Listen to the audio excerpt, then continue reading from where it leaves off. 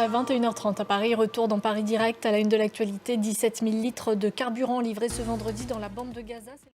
On commence avec un point sur la situation dans la bande de Gaza. Après le nord, c'est désormais le sud du territoire qui semble pris pour cible par l'armée israélienne et en particulier la ville de Khan Younes. Elle a de nouveau été bombardée ce vendredi. Tsahal divisait des infrastructures du Hamas. L'un des derniers entrepôts de blé du territoire a été lourdement touché. Léo Péchard.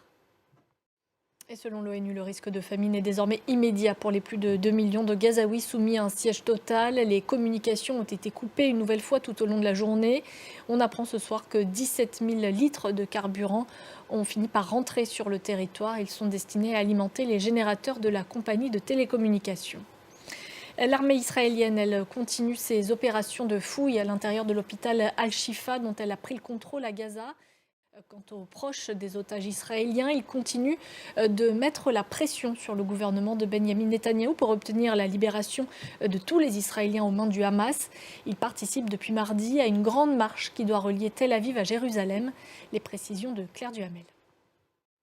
Et les tensions sont aussi vives en Cisjordanie occupée. L'armée israélienne annonce avoir tué 5 terroristes à Jenin. C'est la 4e opération de grande ampleur en un peu plus d'un mois dans cette ville. Jade Lévin. Et sur le plan diplomatique, Recep Tayyip Erdogan est en visite en Allemagne ce vendredi, un déplacement sous haute tension après ses diatribes contre Israël. Dans le reste de l'actualité, les combats se poursuivent dans l'est de l'Ukraine, notamment autour d'Avdiïka et Bakhmout, mais aussi dans le sud. L'armée ukrainienne dit avoir réussi à passer sur la rive gauche du Dniepr, occupée par la Russie.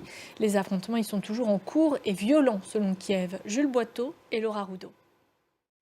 Et c'est la fin de ce journal. Merci à vous de l'avoir suivi. Restez avec nous, Paris Direct continue. Je vous laisse en compagnie de Fatima Tawane pour le Journal de l'Afrique.